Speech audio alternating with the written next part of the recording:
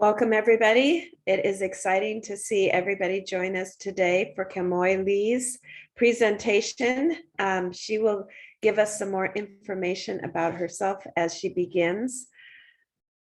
I'm Debbie Espinard, joined by Weiwei Zhang, who moderate and work with the Northwest eLearn Board. Just want to let you know, if you have questions, we will be fielding them throughout the presentation. Go ahead and put those in chat. We have a Slack channel that is going forward as well.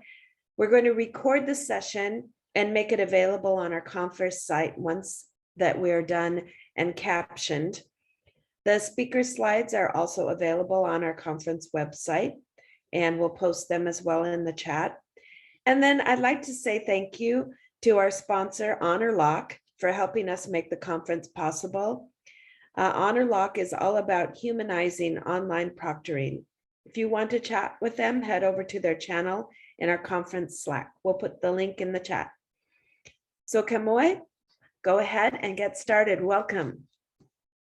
Thank you. Thank you. It's such a pleasure to be with you all today. First off, I am very much a human. I make mistakes. And so I am here to tell you that I had a bike accident yesterday.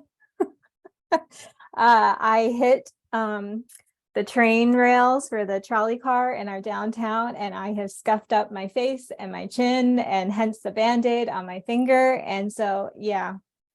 And then I taught 2 classes in the afternoon. And so I'm sitting there after I had this accident, and I'm like, great, got to pull myself together and then also prepare for this presentation today. So everything that must have happened has happened. And so I haven't been able to engage as much with the conference thus far because of taking care of that yesterday. So yeah, after I say a little bit about myself, if you I'm queuing you up. If you could start writing in the chat where you're from, where you're representing, I would love that. Because yeah, I haven't seen a whole lot of where y'all are from and engaging with you in that area.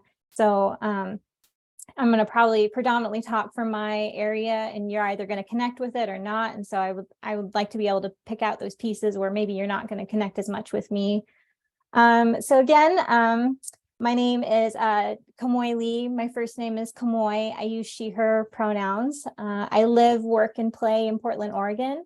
This is also known as the ancestral homelands of the Multnomah, Cathlamet, Clackamas, Tumwater, Watlala Band of the Chinook, the Tualatin, Kalapuya, and many other indigenous nations of the Columbia River, where I design and build courses at Portland State University. And I also teach 3 different business courses. So yeah, this is a great time for y'all to start bumping in the chat, telling me where you're from so I can see. Yay, Portland. Yeah. I was able to be on a cruise recently, and I realized in that moment, like, it's really important to say Portland, Oregon, because lots of folks will be like, is that Portland, Oregon or Portland, Maine? Fun fact, coin was tossed for deciding how to name Portland, and it was between, I think it was between Pittsburgh or Portland, and the coin cost came to Portland. So yeah, that's why we got that name. We're aptly named after Portland, Maine. So yeah. Oh, we have Corvallis. I was born and raised outside of Corvallis. Very exciting. All right, so I'm going to keep going and let y'all keep sharing as you see fit in the chat. So yeah, I was saying that I teach in a variety of modalities. I've been thinking and processing my experience of teaching for the past few years. And what I enjoy about being with y'all today in Northwest eLearn is that the pressure isn't on me to be the expert in this field, hence being rashed up by a bike accident, but rather to reflect and engage with you about some of my experiences as an adjunct, but also how I use my design lens to think purposely about the content and my students. So I identify, oh yay, we do have a Philomath person. Very cool. That's where I was born and raised. So I identify as Native Hawaiian and Chinese. So I use the BIPOC phrase, if you've not heard of that, Black, Indigenous, Person of Color. So while I don't speak for all experiences of the BIPOC acronym or the intersectionalities, I do have a unique perspective in terms of the lessons that I've learned, hence why I really was engaged with the title of this conference. In the courses that I teach, I wasn't recruited to be a content expert. I didn't create the course content or contribute to it. I'm there to teach the course already built. My background is in education and not business, surprise, surprise. Although I do have plenty of corporate and private business experience to share and engage with my students, as well as the instructors that I'm collaborating with. But overall, I love talking about engagement strategies and thinking about how to enhance the teaching experience for our students. That's really my happy place. I'm not always satisfied with doing things the same way. I'm willing to experiment and consider the multiple ways that something can be taught. This also leads me to think differently than the person who built the course and the intention behind some of the assessments. That's also where the rub can happen too. I'll talk more about this in a little bit, but I do have flexibility to change some things in the courses that I teach, and I do take advantage of it. Particularly when I can already anticipate some of the complexities of the course based on student feedback. But also I can already tell when I know when I'm engaging with an instructor that they say things like, well, the course hasn't been updated in X amount of time. I can definitely tell by that frame of reference, like, okay, we've got some maintenance to do here, or there's definitely going to be some areas of the course that are going to be some barriers for some students. So yeah. Happy to talk a lot with you all about this today. So for me, I am a circular thinker. I'm a connection type of thinker. That is my BIPOC lens. So for me, an agenda slide is definitely for you linear thinkers that want to know where are we headed, where are we going. For me, I kind of want to dive into a little bit about talking about equity, like why does this matter? Why do we care? I definitely want to give you my personal reflections as a BIPOC. I was recently in an interview setting where me being the person applying for the position, I'm speaking to a committee of 5 other individuals who do not share a BIPOC lens. And I got really self-conscious in that setting of, oh, I'm not sure if they're going to connect with this that I'm communicating with right about now, because perhaps they don't think the same way that I do. Perhaps they don't communicate in the same way that I do. And I got very self-conscious in that moment. So agenda slide is what always helps me to connect with those linear thinkers.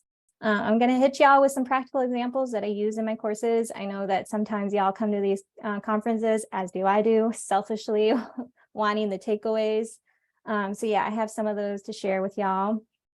And then ultimately, I would love for you all to engage with me on what it is that you're tinkering with, what it is you're thinking about, and potentially some of your takeaways and some of your examples that you use in your courses.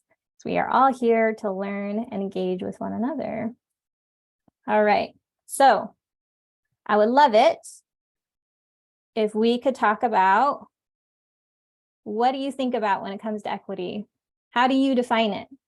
And what do you consider when it comes to equity? I would love it if you can either use the chat to engage with me about this. If you're so brave and you're so comfortable, you may raise your hand and talk out, and I would be happy to have you engage with us right now. But I want us to frame this. Like, what are you ultimately chewing on when it comes to equity? DEI is kind of a sexy term right now. A lot of folks are trying to get on board with it, trying to talk about it. But in some ways, it can be kind of a theoretical idea right now. So yeah, so think along with me. What is it? What is it that you think? Different people need different things. Yeah, great. Providing everyone with the tools. Great. Oh, yeah. Great. Doing that reflexive work for sure. A lot of my experience has been about being in that space, providing everyone with what they need.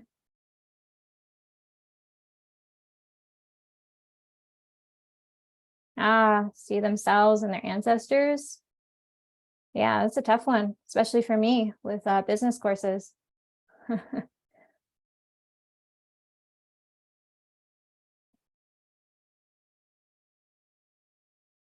Hmm. Yeah, intersectionality too, and in terms of how it's multi-layered, making content relevant to all. For me, that means, particularly with business courses, that's engaging with it. What does this mean for their careers?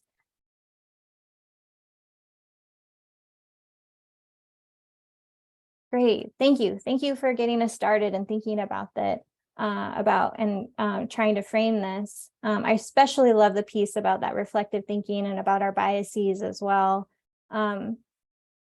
If you haven't caught on already, that is something that I'm deeply passionate about, and thinking about, oh, I could have done that differently.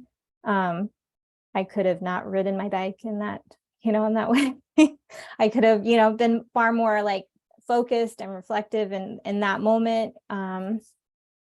UDL will come in handy. And a lot of what I have to talk about really dovetails nicely with what Cheryl's talk was regarding some of those UDL strategies. So I really appreciate that she kind of like teed it up for me. So I think you're here because you get it. You want your students to succeed in your courses. Each student comes with a complexity of internal and external factors that determine their success in your course. We care because it's tough to know everything that our students are going through. At Portland State University, I could show you some slides about the demographics of our students, but I'll save you the time and the eye strain of all the graphs and things. We're all coming from unique institutions who also have unique demographics. I could also show you a bunch of inspiring graphics on what equity versus equality means. But for me, it means that you're carefully considering the pinch points of the course and aware that not all students come with the same needs or can even articulate them. It's really important. I even find that sometimes I'm not able to articulate exactly what my needs are at any particular time. And as being a verbal processor, I definitely need somebody present there who can work through those things with me. Hence why I didn't feel set up for success in that interview. If you're not giving me feedback, because being a verbal processor in that moment, I feel alone and I feel isolated. And I feel like I'm the only person in the room experiencing that. And it's a very lonely place to be. For me, it means that you're filtering out what is important and actually connecting to their future employment opportunities. I think that connects back to me teaching business courses and thinking through about that.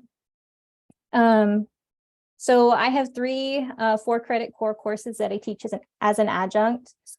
I also have the other lens where I've designed and built some of those courses alongside the instructors. I understand the instructor's perspective of what they deem as important objectives in their course. And oftentimes I hear instructors tell me that they feel the need to adjust their course because their workload is too much. But rarely do I hear that there's intention behind designing and building a course with different types of students in mind, particularly as what Cheryl was pointing out in the different ways that abilities of accessing a course and the course content.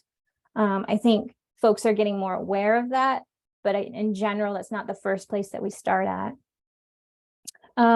One of my courses that I teach is the first test of a business major. They really get a sense of the workload as well as the expectations of school of business from my course. I have a student this term where this is the 3rd time they've taken it. We're going to talk a little bit more about that situation, but that's a red flag to me. That this is the 3rd time. This is a lot of money to take a course for that many times. And it comes back to that reflective thinking. If I was stuck and was just like not really paying attention to that type of feedback, I could continue to say that's an issue for that student and not for myself. Rather, I see that and I say, there's something I can play in. There's a role that I can play in that situation. The other, one of the other courses that I teach is one of the most retaken courses of the entire business program. It's a highly technical skill course, and it has integrations, it has proctored exams, high textbook costs, and a lot of assignments each week. It is more than a 4-credit course. And I warn my students right away, but yeah, I'll talk more about that as I get to it. Luckily for me, I am able to teach in multiple modalities. So this term, I am teaching both of my courses in person that I teach online. So one of the benefits of that is I actually get to ask my students direct questions. I get to ask about their experience of taking that course online. You also can do that in an online context if you don't have that flexibility of teaching in those different modalities. It's really as simple and effective to give an assignment. For me, it's a reflection assignment at the end of my online course and ask them something like, what advice would you give a future student of this course? I get a variety of answers, and students enjoy that you bother to acknowledge that they endured this term. Or on the other hand, they can admit that they didn't put themselves fully into the course.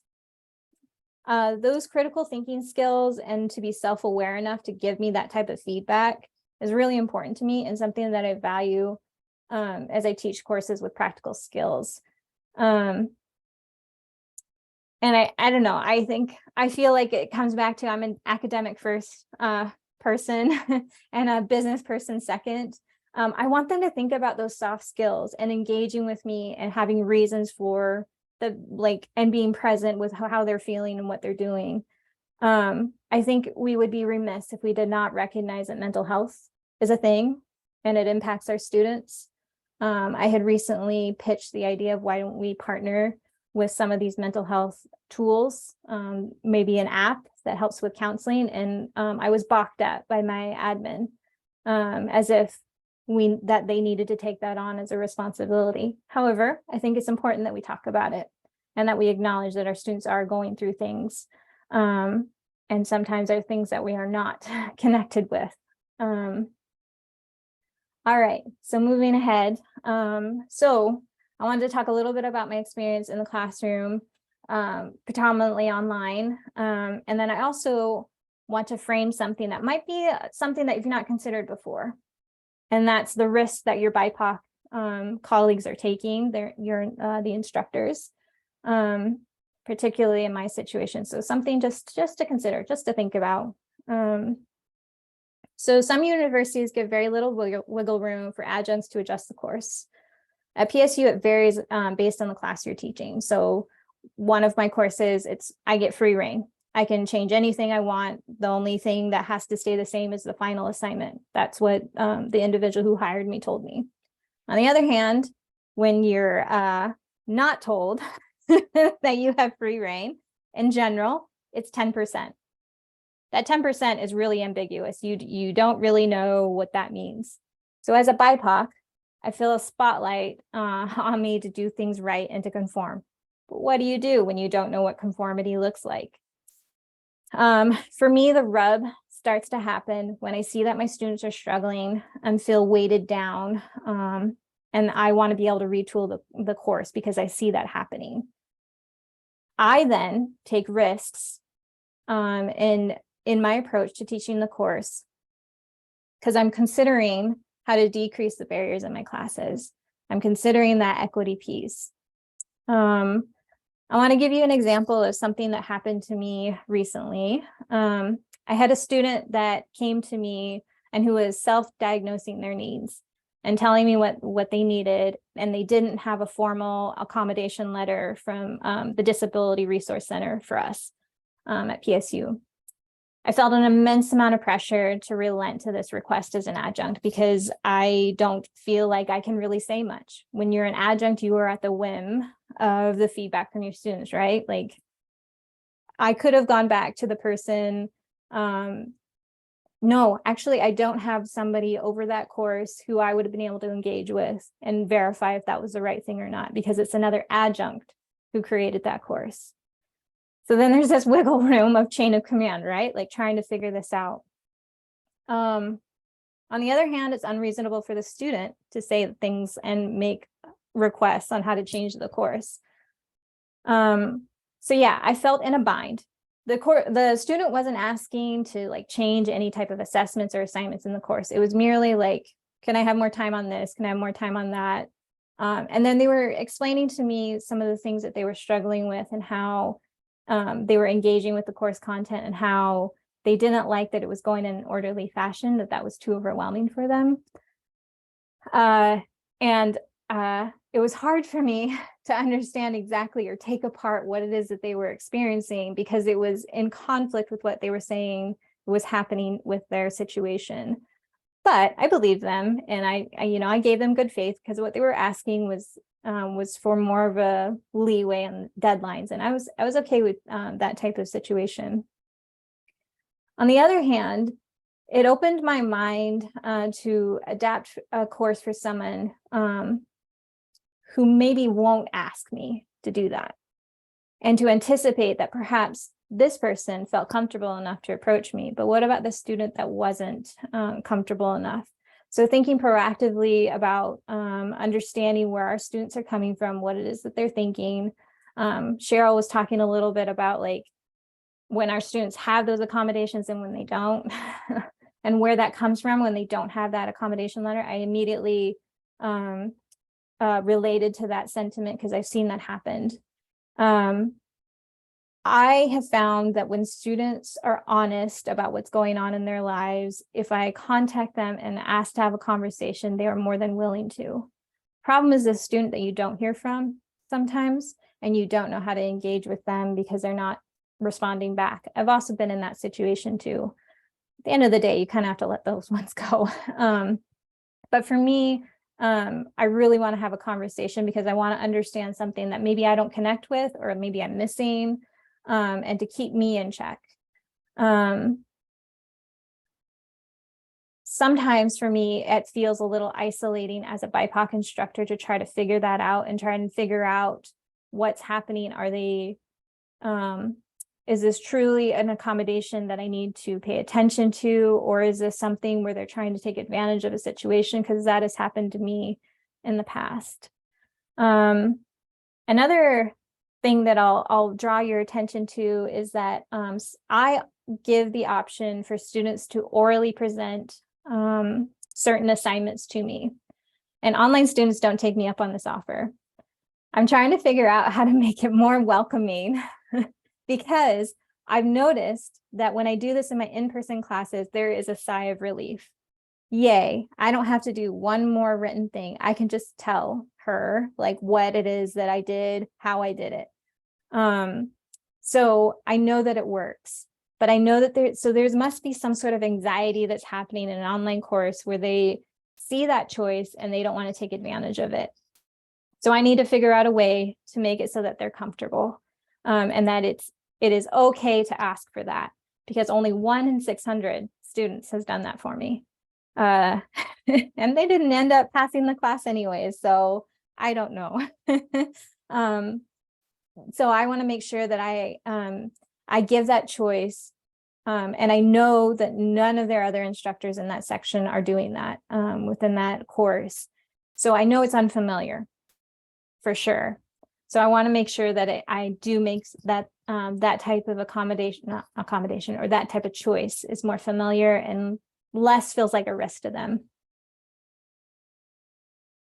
Oh, good question about podcast. Yeah, I could definitely do that. And more think about ways of, yeah. But I even notice when I am in certain professional development, like what's a good one that I could name out loud? Like I'm in the Creative Commons certificate program right now, and you get to have an option of how you can post in certain discussion forums. And they do say like, you can do audio, video, podcast, or just type it out. And predominantly like 90% of the posts are all written out. So I wonder if it's just a brain thing. Like, no, that just seems easiest. Like I can just do that. But you're right. I could definitely do more of like of an option or give examples of that. I think that's more powerful as well. Yeah, so the problem with giving like that multiple in all of them is some of them there are right and wrong answers. So only certain assignments are able to be that oral component. I want to be able to change that, but again, it's that playful balance as an adjunct. What is within that 10% that I can change, and I have already made some other pretty drastic changes that I think would be involved in that 10%. But you're right, I could vary it a little bit.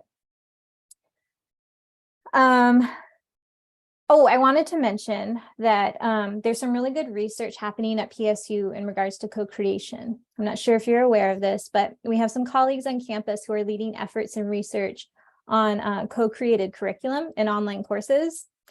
So in their courses, the syllabus is open for students to adjust and make choices about the course objectives, as well as assessments.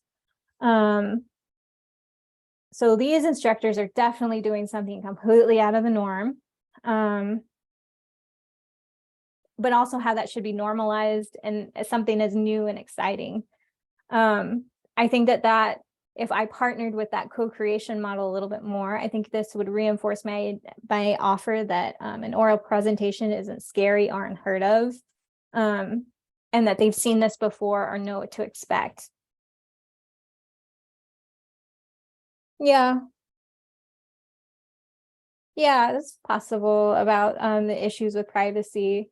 What I've noticed more often, and I'll talk about this in the practical takeaways, is students don't like to share their camera and show their face in a camera when they're doing a recording. So yeah, I do like the idea of a podcast to be able to remove that as an option for sure. I also I had a colleague yesterday who was really surprised. Yeah, the co-created curriculum, just contact me and I can definitely contact or connect you with the individuals that do that work. And I would be happy to do that. So it's, here's there you go for my email. What was I saying? I forgot what I was saying. Anyways, yeah, moving on. Lost my train of thought. See, this is what happens with being a circular thinker, is I can easily get distracted and I want to go in another circle. Another observation that I would make is that, and some of you have opinions about this, and I get it. But I ask my students to call me Dr. Lee. I find that students that address me casually view me as a peer, and I have to set up those boundaries. I have been around instructors who act very casual with their students and don't use academic letters, and that's fine. I respect that space. But I would challenge you to think about the precedent it's setting for colleagues like me who are in a very different experience in their classroom with their students. And I will correct students if they call me by my first name or if they just call me Cam. It's really important to me. Kamoy is a Cantonese name. And generally with Cantonese, you have three sounds. So it's Kamoy Lee. Sometimes folks will push the two names together. So Kamoy should be one word. My family opted to keep it separate. So I get a lot of folks who think my first name is Cam, and I have to correct them and say, no, it's Kamoy. So yeah, I think those types of things are really important to call out. However, I got my doctorate so folks would call me Dr. Lee so I could stop having my grandmother's name be not said correctly. So yeah, that's just something that I do. I am often questioned in my expertise as well when I notice that I've been more casual with my students, and it's a real reality. I've had students that have approached me and have had said really inappropriate things to me. So I would just challenge you that if you're not using your academic letters, what kind of precedent is that setting for somebody like me who has to establish that form of student-professor relationship? So yeah. All right. Moving on ahead to some practical examples. So my very first one is about definitely with introductions and pronouns. I recognize that this is going to be a hot topic for some of you. I would try to encourage you to model it if you are able. I understand and completely relate. I worked previously at private universities where pronouns were not a thing. At that university, recognizing pronouns meant you didn't align with the values of the university. Tread lightly here, but students will appreciate that you care. And those who don't know what it means would probably appreciate that you're showing them that you are more open to talking about gender and binary terms. I've even put my pronouns on my resume. So modeling that for sure. I will even go the extra mile and I will show my students how to change their pronouns in Canvas and Zoom. And then I also, if they drop in for office hours, doesn't matter who they are, I generally ask, can you please pronounce your name for me? And I sit there and I try to remember what it is that they've said for their name. And so just trying to normalize that and trying not to make it awkward. So yeah, I tried my best to learn my students' names because I have a difficult name and I get it. And I've tried a plethora of different ways to get folks to recognize my name. Yeah, I think I use, name coach as well. And to hear that pronunciation. We also have Slack at our university, and our version of it allows you to put a pronunciation guide as well, so you can hear the name. And I really, really like that. I especially like that at OSU because of the international program. I have many international students this term, and being able to pronounce their name how they want it is definitely really important to me, because it can definitely feel overwhelming at times to learn difficult names. I kind of already mentioned this, but definitely ask your students questions. I often will start with a syllabus quiz, and I will ask them something about, is there anything you'd like me to know about this term? Or is there anything I can do to support you this term? And I really like giving that open option for students to give me feedback, because I'm definitely guilty of making assumptions about my students. And I've coached instructors new to the university to look at demographic information and then, use that to understand where your students are coming from. And that's all fine. But I think that it's really important to be able to engage with them. I've even asked, like, for example, this term, I asked for my students to share 3 fun facts about themselves. And I think it's a way to build community with your students, that it's a two-way conversation. Also, your comments back to them are really important. They read them, even if you don't want to believe that they do. When it comes to fun facts, they will read that. Maybe not so much about APA and all that other stuff, but they do, because I've gotten feedback about that. All right. For me, definitely build in time for relationships. I know that you all have opinions about discussion forums. I get it. They go in and out of style, and they're clunky at times. You're not always sure if it's going to work to build relationships between each other. And also, I think online students just have different expectation, but you have to be realistic about their level of connecting with each other.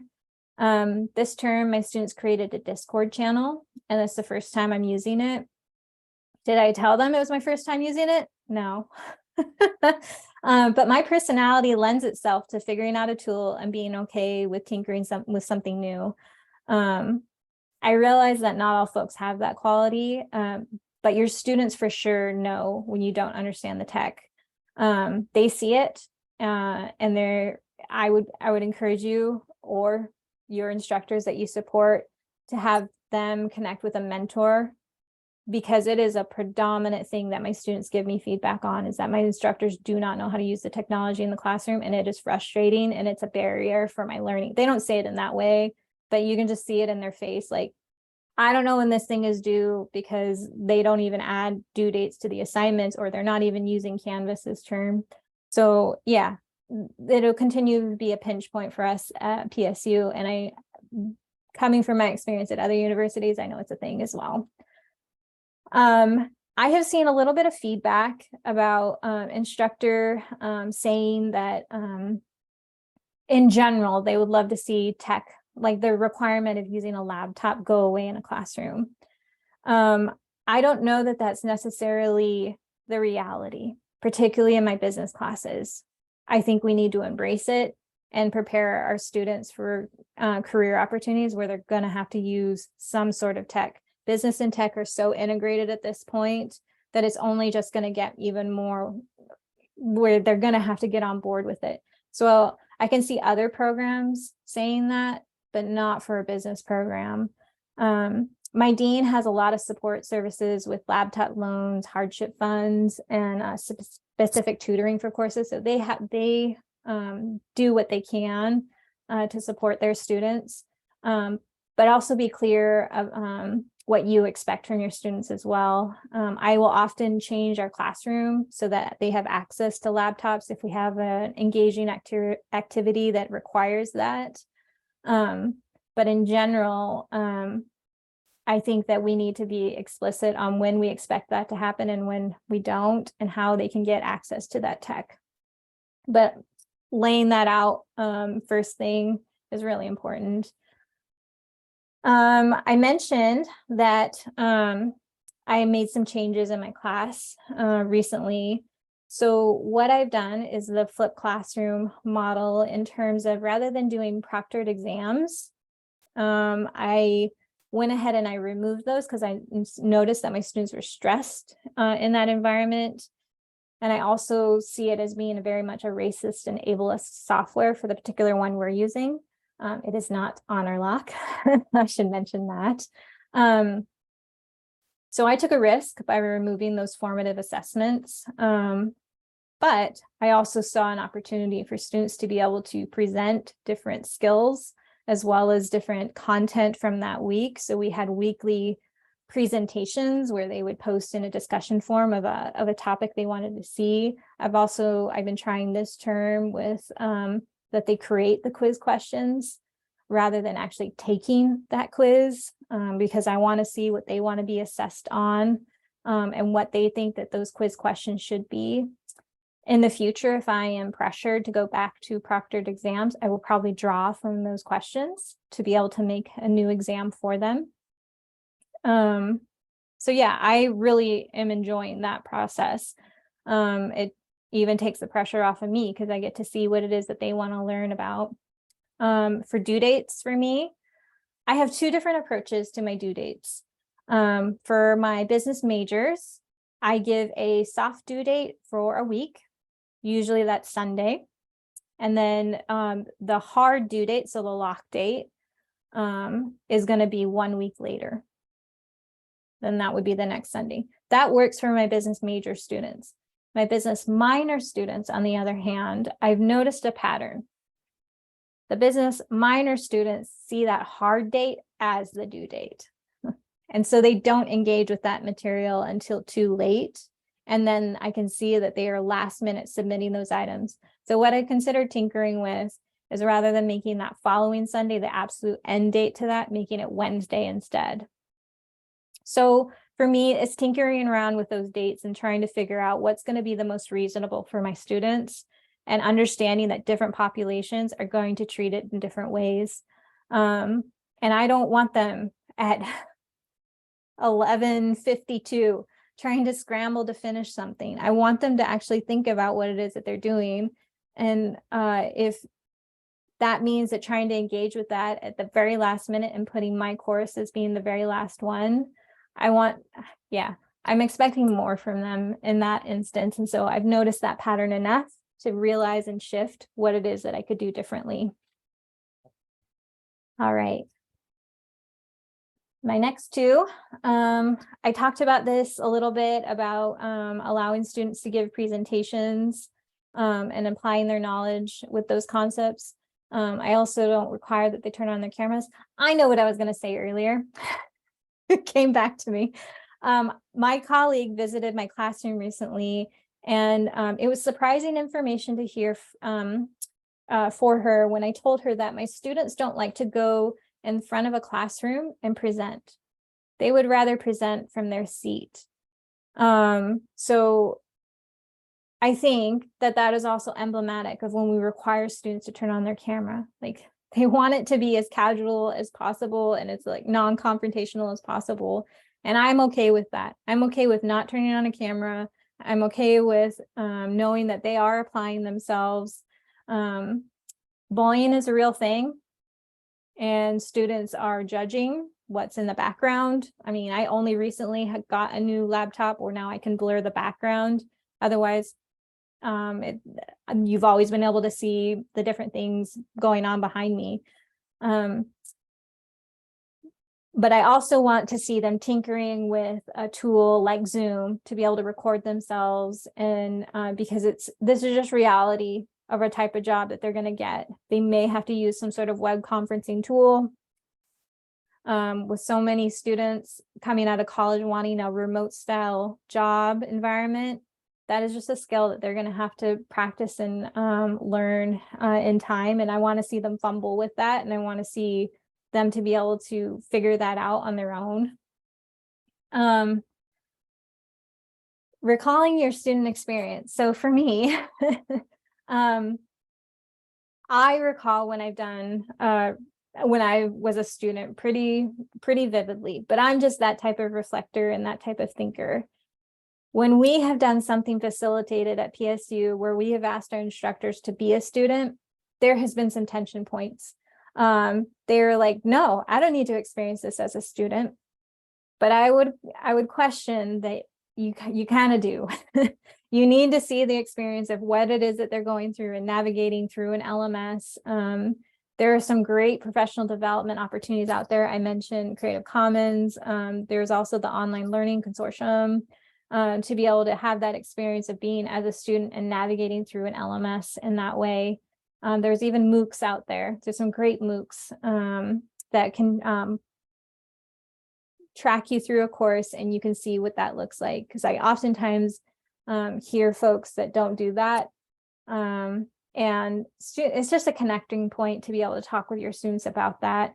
I share quite a bit with my students when I see opportunities about how I lost both of my parents, one in my undergrad and one in my grad, and that process of going through my courses and finishing strong and getting on the other side. And yeah, I like to share that to connect with my students.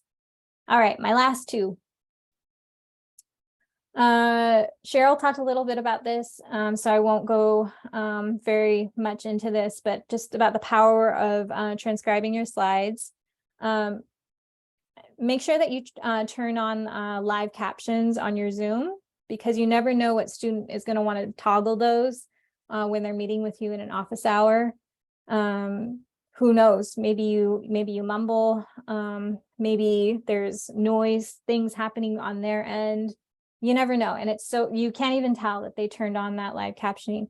Yes, it is not verified as being completely accessible, but it is still a tool that I think that we should be utilizing. And I've had students that have requested that from me. I have a note about images and slides.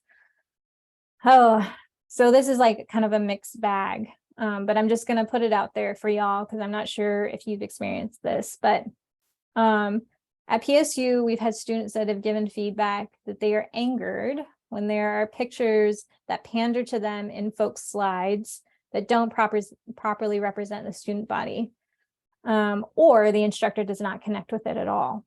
So I'd encourage you to think about the images that you're using and whether they're intentional about how you're adding to the experience of that course.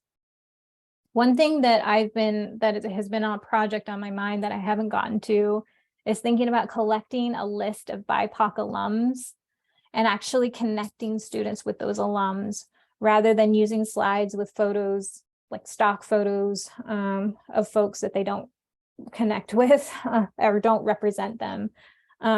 We are becoming a minority serving institution for the Latinx population.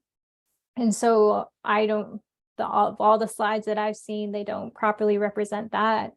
And that kind of saddens me to be able to be supporting those students, knowing that that is happening. I want to also emphasize something that Cheryl was saying as well, that at PSU, 90% of our accommodations from the Disability Resource Center, 90% of them are for cognitive abilities. It's not for physical abilities. That's definitely more of the minority happening. So you need to consider that your students might be varied in how they're coming and approaching a class, and that could be in a neurodivergent type of setting where you have to consider those different aspects.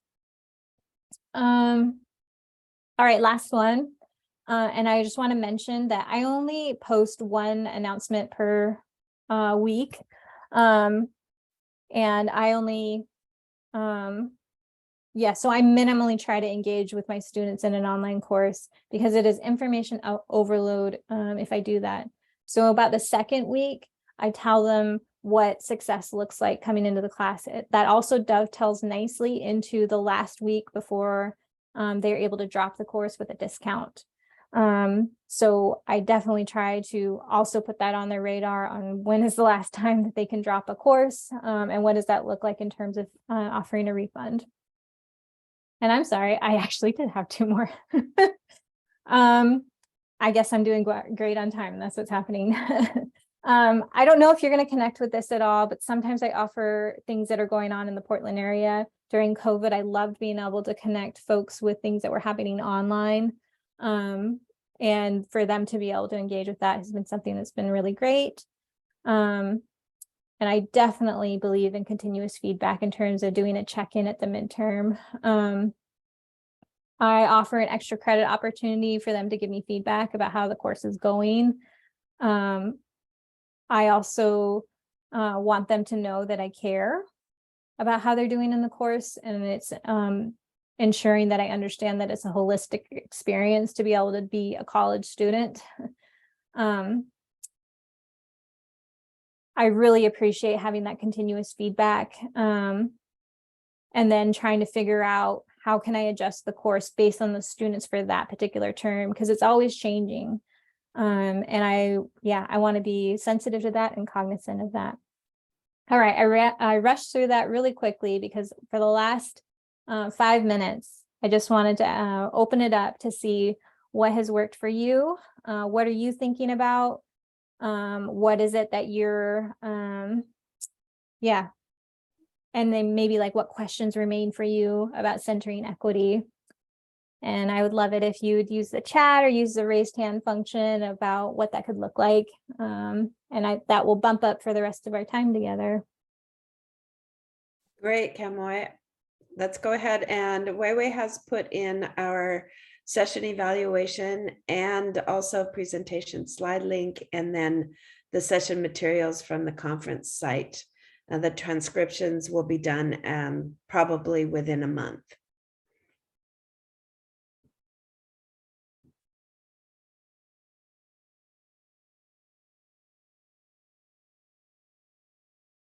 I have a question more about your bike wreck. Is your bike okay? That's funny because my students asked me that, and then I had some bystanders who helped me too, and they were pointing out what it is that was impacted, and yeah, it was fine. And then I got to my desk, and I had a colleague that was like, "Oh, how are you going to get home?" And I was like, "Oh, right, I have to get home now." I think I am so much of my father that I was like, no, I got to just ride back home. Like, you got to get back on that horse and try and figure out, like, when something traumatic happens like that, like, just try and get back on the fold again. So yeah, it was fine. I was able to get back on my bike on the way home. Anybody else have any comments or questions before we end our time together? I do, if we got a second. Hi, Kimway. I was the one that was saying about the podcasting part. One of the things that resonated with me is you talk about kind of balancing linear thinkers with circular thinkers, and structuring, especially like a syllabi or your course. Is there any tips that you have that kind of helps blend both of those in the modalities that you teach, both grounded and online? Yeah. So I definitely create like a grid style thing in my syllabus of an outline of what to expect every week. This term, I had experimented with not posting any announcements for my in-person students. And I had somebody like say like, hey, can you like tell us what's due every week? Because I feel like I'm floundering here. And so I was like, oh, that's because I'm not posting an announcement. Because I thought I was repeating it enough. that it was okay. So yeah, I now have figured out like they need that announcement, even in that in-person class. And so yeah, I've committed that I will do that on Wednesdays now going forward. I also I often like to think about and the questions will come up too in-person classes. So it's helpful then to integrate that into an online section is why are we doing this? Why am I collecting all these reports right now? And like what does that mean for the long term? So actually walking them through like this report is related to this, and then this comes into your final outline. So like thinking about maybe like big picture video of like this is where this is going to play back in, I think would be really helpful. I have not as willingly admitted that I'm a circular thinker like that, and so now I'm finally seeing those connecting points of like, oh, okay, that's what that means, of like times that I don't always make sense, or why I'm seeing that disconnect. And when you have in-person students, you can see that so much easier. Right. And I would hope that some of y'all are able to have that experience of teaching your online course in person, because it is a vastly different experience. It's also vastly different if the assessments are different too. So I would hope that they're somewhat the same. Does that help, AJ? Yeah, no, thank you so much. Okay, you're welcome. Well, if we don't have anything else, I'm going to go ahead and close out our session and ask you to go ahead and join us for some of our newer ones later this afternoon and the rest of this week. I appreciate everybody who has come and joined us this time. So again, thank you, Dr. Lee. I appreciate all your work, and we'll sign off.